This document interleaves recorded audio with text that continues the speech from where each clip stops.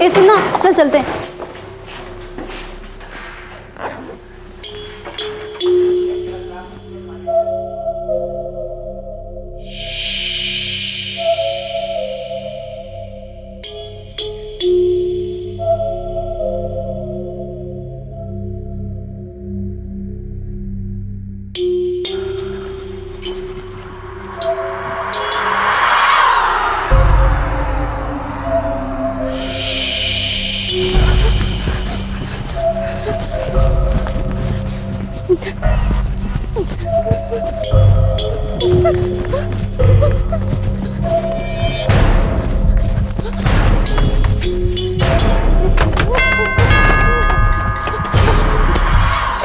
क्या हुआ? तू बार बार दरवाजे खटखटा रही। वो मेरे पीछे कर रहा है। कोई नहीं है, देख। कोई नहीं बेटा, चल, कुछ नहीं होगा, चल।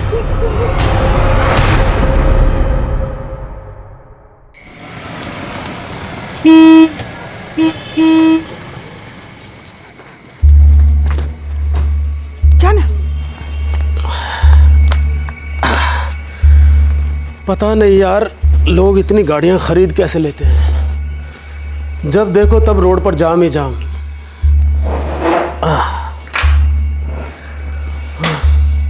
काजल कहाँ है? आई नहीं कोचिंग से? हाँ?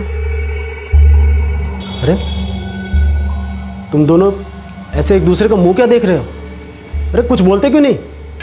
काजल अभी तक कोचिंग से नहीं आई है। पापा, हमने काजल को सब जगह ढूंढा पर पता नहीं कहाँ चली गई है वो। अरे तो तुमने मुझे पहले क्यों नहीं बताया? फोन ही कर देती। हमने सोचा कि आप गाड़ी चला रहे होंगे रास्ते। अरे बाहर में गई गाड़ी।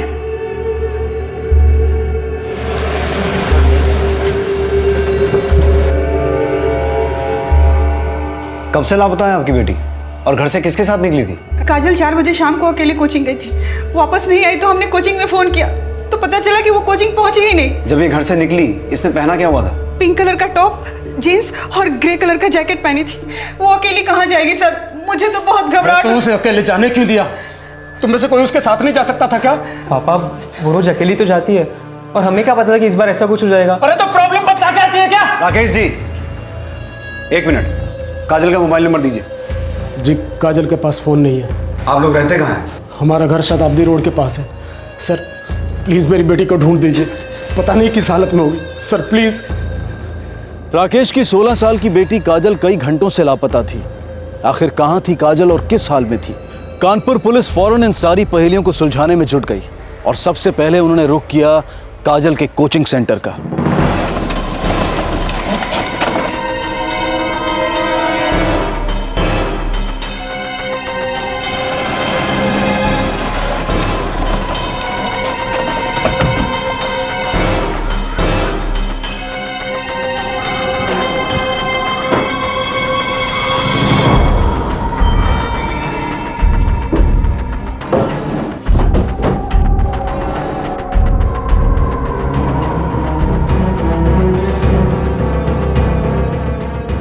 सर काजल हमें बिना बताए कहीं नहीं जाती। काजल के बिस्तर के नीचे से ये नोट मिला है। मैं मरना नहीं चाहती हूँ, मुझे मत मारना। सर काजल डरावनी नॉवेल्स पढ़ा करती थी, रात रात भर जगकर भूतिया फिल्में देखा करती थी। वही सब उसके दिमाग में घुस गया है, वहम है और कुछ नहीं। सर हमें तो कुछ नहीं पता कि उसने ऐसा क्यों लिखा। वो किससे डरी हुई थी? सर, काजल के कोचिंग सेंटर से पता चला है कि पिछले 2 दिनों से काजल वहां पर एब्सेंट है। 2 दिन से? Yes sir. और यह भी पता चला है कि काजल की तबीयत अक्सर खराब रहती थी, इसलिए वो वहां रेगुलर नहीं थी। काजल की तबीयत खराब थी, इसमें कौन सी अजीब बात है? बीमार कौन नहीं पड़ता है? सर हमारी बेटी न जाने किस हालत में होगी। हाँ प्लीज प्लीज उसे जल्दी ढूंढ दीजिए। काजल के बिस्तर के नीचे से मिला ये नोट हमारे लिए इशारा है शर्मा। मुझे दाल में कुछ काला नजर आ रहा है। एक काम करो, काजल की स्कूल फ्रेंड से बात करो। हमें काजल की लाइफ के बारे में और डिटेल में जानना पड़ेगा, तभी जाके ये क्लियर होगा कि ये नोट महज वहम में लिखा गया है या फिर इसके पीछे कोई और रीजन है। सर,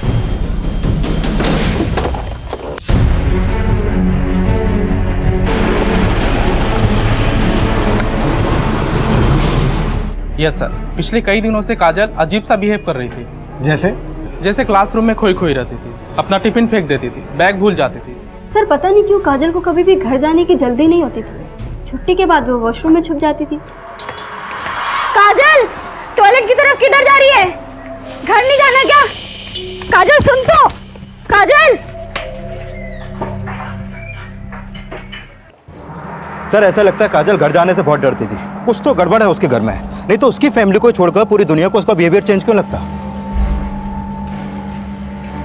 काजल हमारी बेटी है, आप ऐसा सोच भी कैसे सकते हैं? हम जान से ज्यादा प्यार करते हैं उसे। अगर हमने ये सब कुछ किया होता तो आपके पास क्यों आते कंप्लेंट लिखवाने के लिए?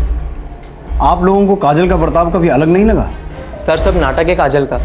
पापा की लाडली है ना, उन्होंने बिगाड़ा है उसे। सर 1 नंबर की झूठी और मक्कार है काजल। हमेशा ऐसी ही कुछ हरकतें करके मुझे फंसाती थी। आप लोग हमारी बेटी को ढूंढने आए हैं या हम पर शक करने? स्कूल में भी तो कोई हो सकता है जिससे वो डरती हो, और फिर बिना सबूत के आप हम पर शक कैसे कर सकते हैं? देखिए, जब तक हमें काजल का पता नहीं चलता तब तक हर कोई हमारे शक के दायरे में। बेहतर होगा कि आप हमें कोऑपरेट करते रहें। 2 मार्च जिस दिन काजल गायब हुई थी, आप दोपहर से शाम तक कहाँ थे? जी हम किसी काम से हापुड़ गए थे और शाम को वहीं से वापस आए थे। सर मैं उस दिन एक कंपनी में जॉब के इंटरव्यू के लिए गया था। जिस दिन काजल गायब हुई थी उस दिन सारा दिन हम घर में ही थे। सर क्या हम इनकी बातों में भरोसा कर सकते हैं? बिल्कुल नहीं शर्मा, इन घर वालों की कहानी बाहर वालों से बिल्कुल अलग है। इतनी आसानी से इन्हें क्लीन चिट नहीं दे सकते। एक काम करो, इन सब के 2 मार्च की कॉल और लोकेशन डिटेल्स निकालो, क्रॉस वेरीफाई करो कि ये लोग सच बोल रहे हैं कि नहीं। सर वो हम अपने घर जा रहे थे, अचानक से पता नहीं वो लड़की कहाँ से हमारी गाड़ी के सामने आ गई। जब वो लड़की तुम्हारी गाड़ी के काजल काजल काजल राकेश जी, काजल कैसे? फिलहाल काजल अंदर है, उसका इलाज चल रहा है। काजल के डॉक्टर साहब, काजल कैसे है? पेशेंट के घाव काफ़ी गहरे हैं और हमें उसके बॉडी पे कहीं कहीं पे बर्न मार्क्स भी मिले हैं। ऐसा लगता है उसे किसी ने जिंदा जलाने की कोशिश की है। उसकी हालत काफ़ी नाजुक है। फिलहाल हम कुछ कह नहीं सकते। Excuse me. क्या हो गया हमारी बेटी को?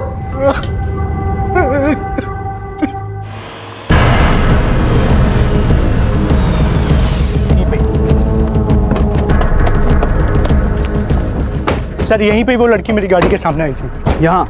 जी सर। लड़की आई किस तरफ से थी? सर इस तरफ से। इधर तो जंगल है। शर्मा अंदर जाके चेक करना पड़ेगा, आखिर ऐसी हालत में लड़की आई कहाँ से थी। सर ये देखिए, वहाँ घर जैसा कुछ दिख रहा है। हाँ।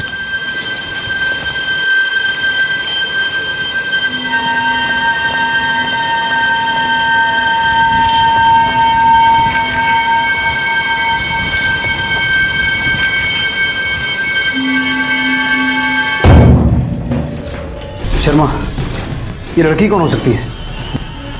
बॉडी पे कोई कपड़ा नहीं है, प्राइवेट पार्ट्स पे फूल रखे हुए हैं, तो मामला क्या है? इस केस में काजल की गुमशुदगी के बाद उसके साथ हुई बलात्कार की वारदात ने सबको चौंका दिया था, और तभी एक औरत की लाश मिलने से इस केस में सनसनी फैल गई। आखिर कौन थी औरत और इसकी हत्या क्यों हुई थी? और दूसरी तरफ काजल अपने घर से इतनी दूर एक सुनसान जगह पर कैसे पहुंची? क्या काजल का अपहरण जानबूझकर किसी ने किया था? और काजल का अपहरण करने वाला शख्स कौन था? ऐसे कई सवाल थे जो इस केस को और भी पेचीदा बना रहे थे। मुझे कपड़े का टुकड़ा काजल का लग रहा है, क्योंकि काजल की माँ ने जो डिस्क्रिप्शन दिया था उसके हिसाब से काजल ने इसी कलर का टॉप पहना हुआ था। पिंक कलर का टॉप, जीन्स और ग्रे कलर का जैकेट पहनी थी। हो सकता है इस पे लगा खून भी काजल का ही हो। शर्मा मुझे मामला बहुत अजीब लग रहा है। अंदर वो डेड बॉडी और इस जगह को देख के ऐसा लग रहा है कि किसी ने यहाँ तंत्र मंत्र किया है। सर हमने आसपास बहुत ढूंढा लेकिन मर्डर वेपन कहीं नहीं मिला। ये जगह इतनी अंदर है, मुझे लगता है हमें यहाँ कोई विटनेस भी नहीं मिलेगा। एक काम करो शर्मा, इस लड़की की फोटो आसपास के सभी पुलिस स्टेशन में भिजवाओ, हो सकता है इसकी मिसिंग कंप्लेंट कहीं दर्ज हुई हो। Sir 1 minute sir. हेलो, ठीक है सर, काजल की फैमिली के कॉल डिटेल्स आ गए हैं। पूरी फैमिली ने हमसे झूठ बोला है। 2 मार्च जिस दिन काजल गायब हुई थी, तुम्हारे फोन की लोकेशन कल्याणपुर की थी, तो हमसे झूठ क्यों बोला कि तुम हापुड़ में थे? जिस दिन काजल गायब हुई थी आप दोपहर से शाम तक कहाँ थे? जी हम किसी काम से हापुड़ गए थे। दरअसल सर हम नहीं चाहते थे कि हमारे घर वालों को इस बात का पता चले। किस बात का? राकेश माजरा क्या है? माजरा कुछ नहीं है सर। काजल के पापा हमेशा हमारी ज़रूरतों को फिजूल खर्ची समझते। उस दिन भी हम शॉपिंग करने गए थे इसलिए झूठ बोल दी। जिस दिन काजल गायब हुई थी उस दिन सारा दिन हम घर में ही थे। सिर्फ इसी वजह से झूठ बोला या इसके पीछे कोई और राज है? और कोई राज नहीं है सर, सिर्फ एक यही राज है कि हमारी एक गर्लफ्रेंड है और उस दिन हम उसी के साथ बाहर डेट पे गए थे। वो एक्चुअली घर वालों के सामने ये सब बात करने में अच्छा नहीं लगता, इसीलिए उस दिन आपके सामने हमने झूठ बोला। सर मैं उस दिन एक कंपनी में जॉब के इंटरव्यू के लिए गया था। ये एक ही झूठ है कि और कहीं झूठ तुमने छुपा के रखे हैं? नहीं सर, वो हमें सट्टा लगाने की आदत है और कभी कभी पी भी लेते हैं, बस इसलिए झूठ बोला सर। इसे पहचानते हो? नहीं, कौन है ये?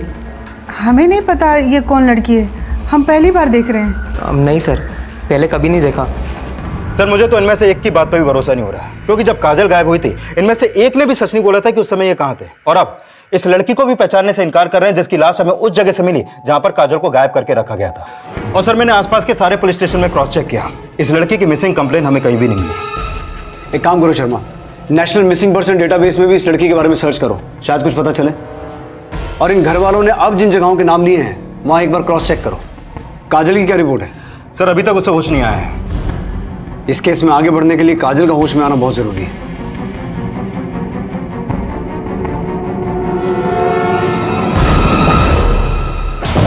अरे हमें कहा लिया है साहब, हमने क्या किया है साहब? सट्टा खिलाता है ना तू? खिलाता तुम साहब, लेकिन बंद कर दूंगा कसम से। बंद तो तुझे करना ही पड़ेगा। साहब ये बता, 2 मार्च को ये आदमी तेरे यहाँ सट्टा खेलने आया था? ये तो राकेश है साहब, और मेरे यहाँ अक्सर आता है साहब।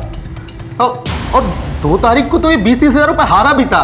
गैम्बलिंग एक्ट में बुक करो इसे। नहीं साहब, हम बंद कर देंगे साहब, बंद कर देंगे साहब हम। यस सर, मैं और हर्ष रिलेशनशिप में हैं। उस दिन हम दोनों साथ में मूवी देखने भी गए थे और हमारे साथ 2-3 दोस्त और भी थे।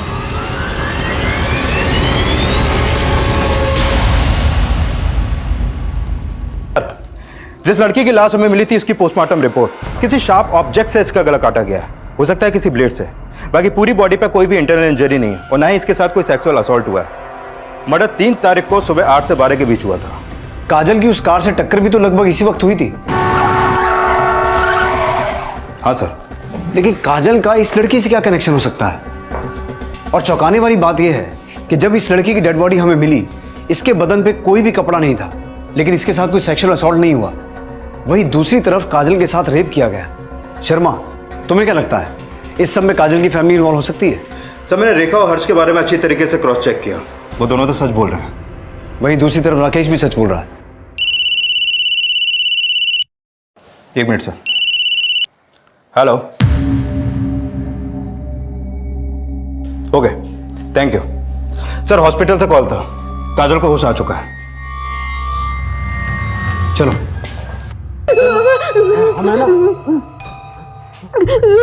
सब ठीक हो जाएगा, हम है ना। काजल बेटा आप घबराओ मत, हम हैं यहाँ, आपके साथ कुछ नहीं होगा। आप सिर्फ ये बताओ कि जिस दिन आप कोचिंग के लिए निकली थी उसके बाद क्या हुआ था आपके साथ? मुझे घर जाना है पापा, घर चलेंगे, मार डालेगा। ये आपकी मदद करना चाहते हैं। तुम्हारे साथ जिसने भी ये सब कुछ किया है ना, उसके बारे में बताओ। काजल बेटा आप हमें सिर्फ इतना बताओ। आई थिंक हमें पेशेंट को अकेला छोड़ देना चाहिए, क्योंकि इसके साथ जो कुछ भी हुआ है उससे ये बहुत ज़्यादा डर गई है और उस बारे में बात तक नहीं करना चाहती। I hope you understand, she is very small for all this thing. Sir Kajal तो कुछ भी बोलने को तैयार ही नहीं है, तो फिर कैसे पता चलेगा काजल और उस लड़की के साथ क्या हुआ था जिसकी लाश हमें मिली थी, जबकि काजल ही इकलौती चश्मदीद गवाह है। सवाल ये है शर्मा कि काजल सचमुच सब कुछ भूल गई है सदमे में, या फिर हमसे सब कुछ छुपा रही है? Sir national missing personal data record से इन्फॉर्मेशन हाथ लगी है। इस लड़की का नाम रानी शास्त्री है, उम्र 28 साल। करीब 1 हफ्ते पहले दिल्ली में इसकी मां ने इसकी मिसिंग कंप्लेंट दर्ज की थी। दिल्ली में? Yes sir. लेकिन हमें इसकी लाश मिली कानपुर में, वो भी उस जगह जहां काजल को किडनैप करके रखा गया था। शर्मा अब हमें पता ये लगाना है कि दिल्ली की रानी शास्त्री का कानपुर की काजल से क्या कनेक्शन है। पुलिस को जिस लड़की की लाश मिली थी अब उन्हें उसके बारे में पता चल चुका था, लेकिन हैरानी की बात यह थी कि दिल्ली से लापता हुई रानी आखिरकार कानपुर कैसे पहुंची और उसकी हत्या किसने और क्यों की। दूसरी तरफ काजल अब भी डर के साए से बाहर नहीं निकल पाई थी और यह डर उसके अंदर लापता होने के पहले से देखा गया था। आखिर ऐसी क्या वजह थी कि काजल इतनी ज्यादा डरी हुई थी और उसकी जान को किससे खतरा था? रानी की हत्या और काजल की गुमशुदगी और बलात्कार के मामले को सुलझाने में पुलिस जी जान से जुटी हुई थी, लेकिन इस केस में ऐसे कई सवाल थे जिनका जवाब मिलना बेहद जरूरी था। और उन सवालों के जवाब तलाशने के लिए कानपुर पुलिस ने दिल्ली का रुख किया।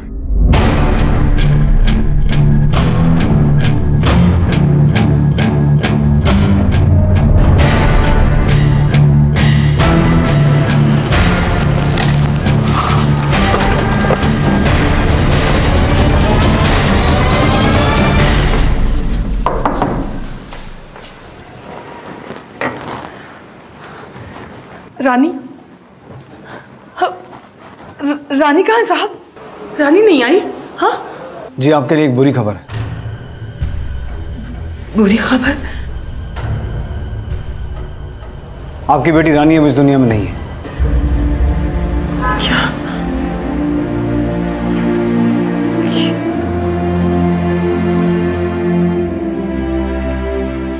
रानी कितने दिनों से लापता थी?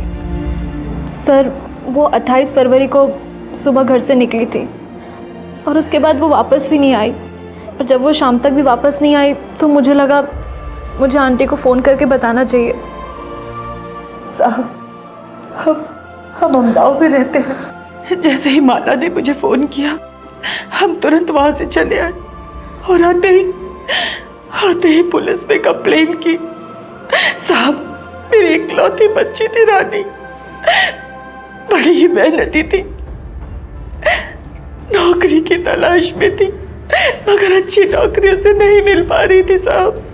माँ, मैं कोशिश कर तो रही हूँ ना। आप चिंता मत करो, कुछ ना कुछ जरूर हो जाएगा। चिंता ना करूं?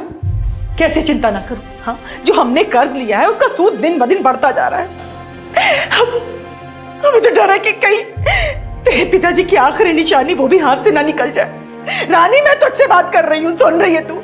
सुन, तू कैसे भी करके कोई भी नौकरी कर ले। हाँ, नहीं तो हम सब बर्बाद हो जाएंगे हम बर्बाद हो जाएंगे।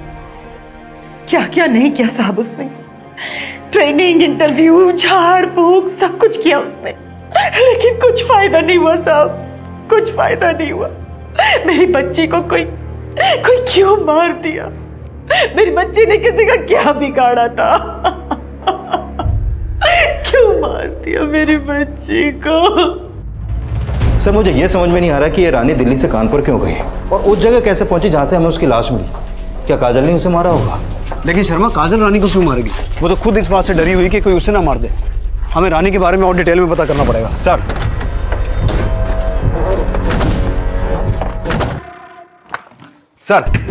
रानी की कुछ डिटेल्स मिली हैं। 1 मार्च को रानी ने कानपुर के लिए टिकट बुक की थी और उसके कॉल रिकॉर्ड के मुताबिक वो कानपुर के किसी पंकज बिश्नोई से फोन पे बातें करती थी। पंकज बिश्नोई? तो क्या रानी दिल्ली से कानपुर पंकज बिश्नोई से मिलने आई थी?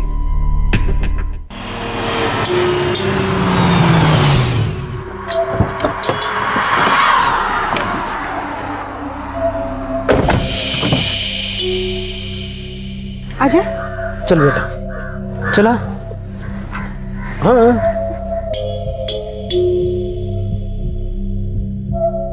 पापा है ना?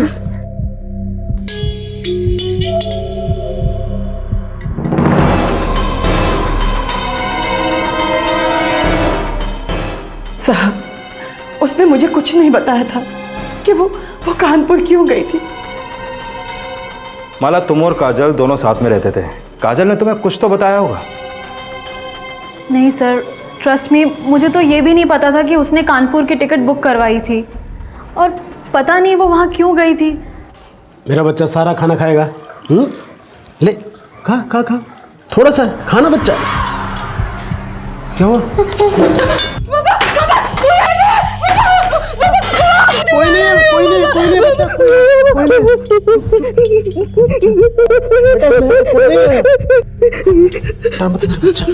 चल, कोई कुछ नहीं कहेगा, हम है ना। चल। सर, ये पंकज पेशे से नाई है और यहाँ पास में ही उसकी दुकान है। नाई? काजल और रानी का एक नाई से क्या कनेक्शन हो सकता है? आओ देखते हैं।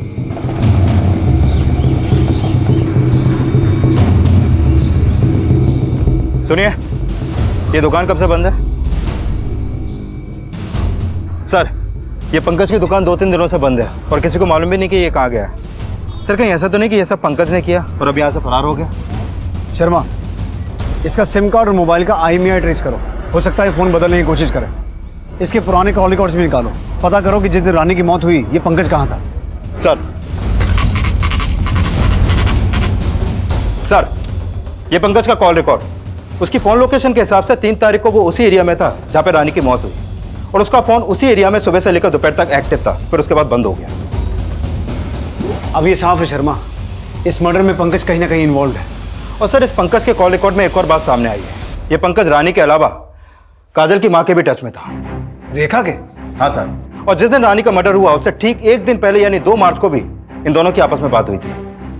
अब ये रेखा ही बताएगी कि इसकी पंकज से क्या बात हुई थी।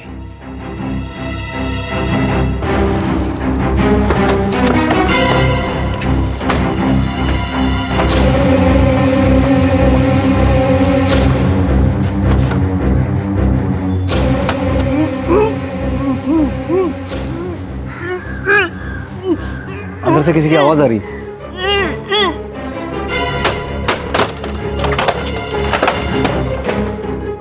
चेक करो।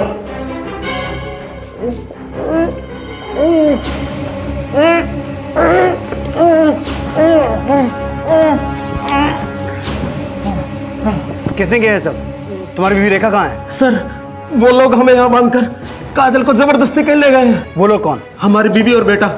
पर क्यों? वो काजल को कहाँ ले गए, क्यों ले गए, हमें कुछ नहीं पता। शर्मा, रेखा का फोन ट्राई करो। सर, कितना टाइम हुआ उन्हें यहाँ से गए हुए? आधा घंटा। सर, रेखा का फोन बंद है। सर, मुझे तो शक हो रहा है रानी की मौत के पीछे रेखा और पंकज का ही हाथ है। आप पता नहीं काजल के साथ क्या करने वाले हैं। हमें जल्द से जल्द कुछ करना होगा। इनमें से किसी को देखा है आपने? हाँ साहब, देखा है। इनको तो रोशन लेके गया है यहाँ से। किस तरफ गए? बस ये ही आगे। अगर आपको चाहिए मेरे पास उसका फोन नंबर है, मैं देता हूँ। दे।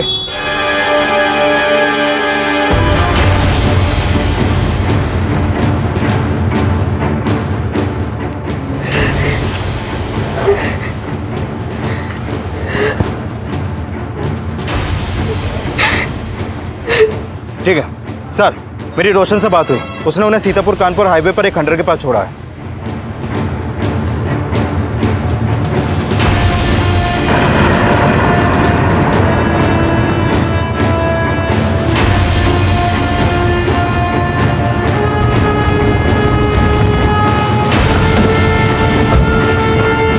चेक करो।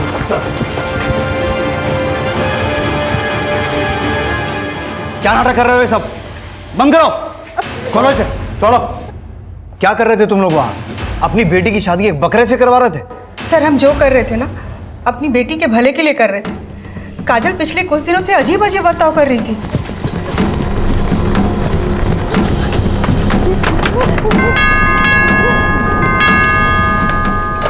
क्या हुआ? तू बार-बार दरवाजे क्यों खटखटा रही? वो मेरे पीछे कर रहा है, वो मुझे मार डालेगा। मम्मी, वो कुछ नहीं, इधर कोई तो नहीं है, कोई नहीं है, देख। कोई नहीं बेटा। लेकिन ये सब शुरू कब से हुआ? अचानक से एक दिन शुरू हो गया सर, और धीरे धीरे हालत और भी खराब होती चली गई। हम समझ गए थे सर कि काजल के साथ क्या हो रहा है। क्या? आप नहीं मानेंगे, पर उसके ऊपर भूत का साया था। कितना बार उसको समझाए कि रात को खुला बाल खोल के मत घुमा करो, पर हमारी बात ही नहीं सुनती थी। दिमाग खराब हो गया आपका। इस जमाने में भी आप इस तरह की बातों में विश्वास करती हैं? पंकज को कैसे जानती हैं आप? सर, पंकज के बारे में हर्ष ने बताया था। बता दो। सर, पंकज पेशे से तो नहीं था, पर हमने सुना था कि वो तंत्र मंत्र भी करता है। पंकज भाई, मेरा प्रमोशन रुका पड़ा है, चलाओ ना कोई चक्कर। अरे तुम तो दुनिया भर के जंतर मंतर भी जानते हो। एक काम करो, आज रात में तुम घर पे आ जाओ, कल तुम्हारे हाथ में सुबह सुबह प्रमोशन लेटर होगा। अच्छा। वो पंकज दुनिया को दिखाने के लिए नाई का काम करता है सर, लेकिन असली काम उसका झाड़ फूक का है। नज़र उतारने से लेकर भूत उतारने तक का सब काम करता है। हमने काजल का भूत उतारने के लिए पंकज से बात किया था। मतलब आपकी बेटी काजल की यह हालत पंकज और आपकी वजह से हुई है। आगे क्या हुआ? पंकज ने कहा कि काजल को लेकर हम उसके घर पे आ जाएं। बहुत पावरफुल आत्मा है इसके अंदर। इसको 2 दिन के लिए छोड़ के जाओ, हम सब सही कर देंगे। जी बाबा। काजल के भूत उतारने के बदले में हमने पंकज को बहुत सारे पैसे और जेवर दिए। कैसी माँ है आप? अपनी जवान बेटी को एक अनजान ढोंगी के पास छोड़ाई। तो और क्या करते सर? दुनिया को पता चलता कि हमारी जवान बेटी के ऊपर भूत का साया है तो कौन शादी करता?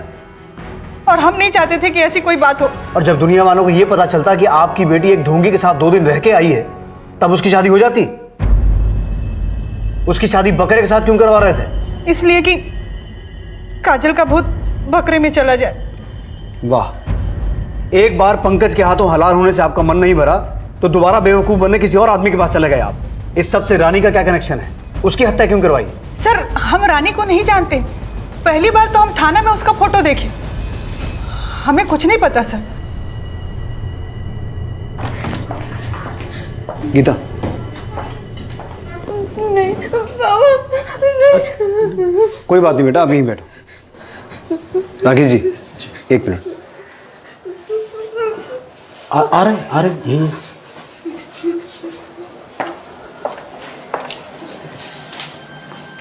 देखिए, मैं जानता हूँ कि इस बात को एक्सेप्ट करना थोड़ा मुश्किल है, लेकिन काजल की हालत मेंटल डिसऑर्डर की तरफ इशारा कर रही है। नहीं सर, हमारी बेटी पागल नहीं है। हम भी ये नहीं कह रहे हैं कि आपकी बेटी पागल है, लेकिन मेंटल डिसऑर्डर एक सीरियस इशू है जिसे एड्रेस करना बहुत ज़रूरी है। मुझे ऐसा लगता है कि हमें काजल को एक साइकियाट्रिस्ट को दिखाना चाहिए, जिसके लिए हमें आपकी परमिशन की ज़रूरत है। लेकिन सर, काजल की ऐसी हालत नहीं है। आप चिंता मत कीजिए Rakesh ji, I am sure कि इससे काजल की हालत सुधरेगी और हमें भी इस केस में आगे बढ़ने में मदद मिलेगी। प्लीज़। देखिए, Kajal is facing an onset of the schizophrenia, fear, distress, paranoia, ये सब इसके सिम्टम्स है। काजल भी इसी बीमारी का शिकार है। अक्सर इस बीमारी में पेशेंट अपने आसपास किसी को देखते हैं और डर जाते हैं, हालांकि ऐसा कुछ होता ही नहीं है।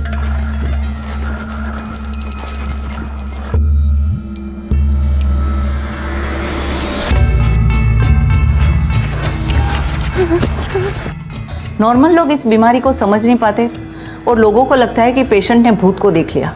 अच्छा, उस दिन काजल के साथ क्या हुआ था, इसके बारे में कुछ बताया? काजल ने किसी और लड़की के बारे में बताया आपको जो उसके साथ उस कमरे में मौजूद थी? सेशन के बीच में उसने किसी लड़की का जिक्र तो किया था, पर उस लड़की के बारे में बताया नहीं। वो बहुत ज़्यादा डरी हुई थी, वो जोर जोर से रोने लगी। हमारी गलती जो हमने अपनी बेटी पर ध्यान नहीं दिया, वरना आज उसकी ये हालत नहीं होती। डोंट वरी, ये बीमारी ठीक हो सकती है, बस प्रॉपर काउंसलिंग और ध्यान देने की ज़रूरत है। काजल का केस तो सॉल्व हो गया, लेकिन रानी को किसने मरवाया ये अभी तक क्लियर नहीं हुआ। सर, मुझे लगता है रानी का खून उस तांत्रिक पंकज ने किया होगा, पर अभी वो कौन से बिल में छुपा बैठा है पता नहीं। इस पंकज का पास्ट प्रेजेंट सब खंगालो, जिस बिल में भी छुप के बैठा है हमें उसे खोद के निकालना है। सर,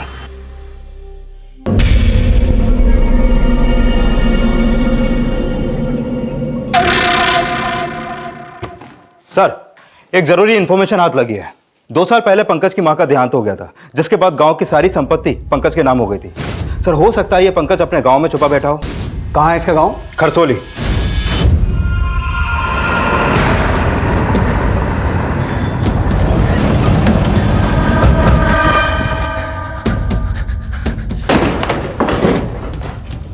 पंकज बिश्नोई। जी साहब। चलिए पंडित जी, अब आपका भूत उतारने की बारी है। मर जाएंगे साहब, सब बता रहे साहब, सब बुलवा तो लेंगे। तेरी ये खातिरदारी तो लोगों को उल्लू बनाकर उनकी जिंदगी खराब करने के लिए है। एक 16 साल की लड़की के साथ रेप किया तूने, उसे इतना मारा, उसे जलाने की कोशिश की। बोल, क्यों किया है सब? बोल। वो साहब, हमको ये करने में बहुत मजा आता था साहब। तंत्र मंत्र के बहाने तो हम उनसे मजे लेते थे साहब, और उनसे पैसे भी लेते थे साहब। अरे साहब, रानी को क्यों मारा? साहब, हमने नहीं मारा साहब, वो खुद चल के आई थी हमारे पास नौकरी के लिए तंत्र मंत्र कराने साहब। लेकिन साहब, वो बहुत सही समय पर आई थी। काजल के अंदर का भूत निकाल के किसी दूसरी लड़की के अंदर डालने के ढोंग करने के लिए मैंने काजल को अपने पास रखा था। उसी समय रानी आई साहब। रानी को फंसाने के लिए हमारे दिमाग में एक प्लान आया। झूठ मत बोल, रानी को तूने ही मारा है, ये बता क्यों मारा? साहब हमने नहीं मारा है साहब। जब हमने कबूल किया कि काजल का बलात्कार हमने किया तो हम रानी को मारने के बाद भी कबूल कर लेते साहब। हमने नहीं मारा रानी को साहब। रानी को तेरे बारे में किसने बताया था?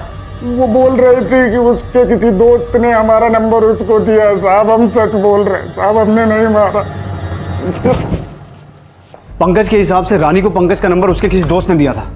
एक काम करो शर्मा, रानी के कॉल रिकॉर्ड्स निकालो और उसके फ्रेंड्स की एक लिस्ट बनाओ और ये पता लगाने की कोशिश करो कि उसके फ्रेंड्स में से 3 मार्च को मर्डर वाली लोकेशन के एरिया में कौन मौजूद था। सर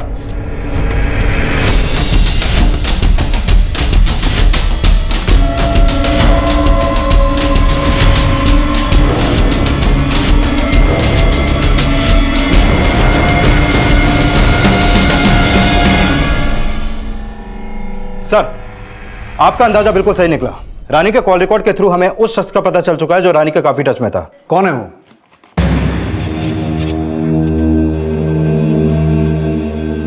देखो, हमें ये तो पता चल चुका है कि रानी की हत्या तुम्ही ने की थी।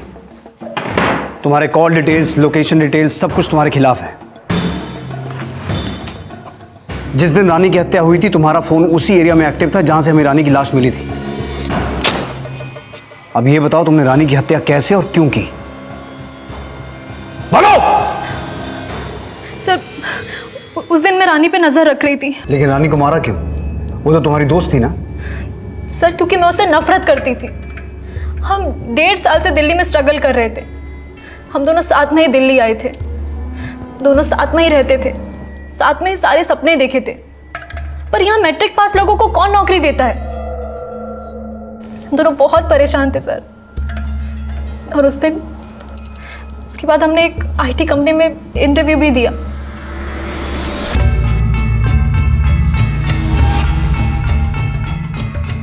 पर सर वहां रानी का सिलेक्शन हो गया और मैं वेटिंग लिस्ट में इंतजार करती रह गई। मुझे बहुत बुरा लगा और फिर मैंने सोचा कि अगर रानी नहीं रहेगी तो ये जॉब मुझे मिल जाएगी। कौन था? कुछ नहीं, वो लेटर आया था, हमने इंटरव्यू दिया था ना वहाँ से। एक्चुअली मुझे वेटिंग लिस्ट में रखा है और शायद जल्दी सिलेक्शन हो जाए। मेरे लिए कोई लेटर आया क्या? नहीं, शायद उन्होंने तुझे रिजेक्ट कर दिया है। कोई बात नहीं।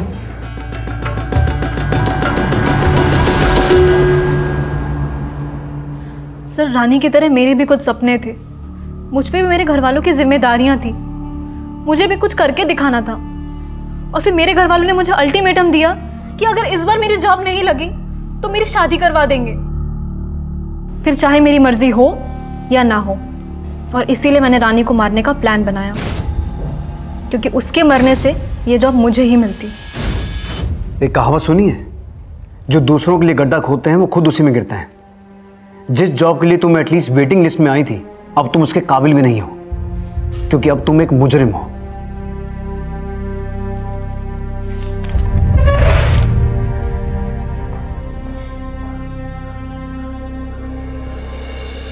माला का लालच रानी की मौत की वजह बना।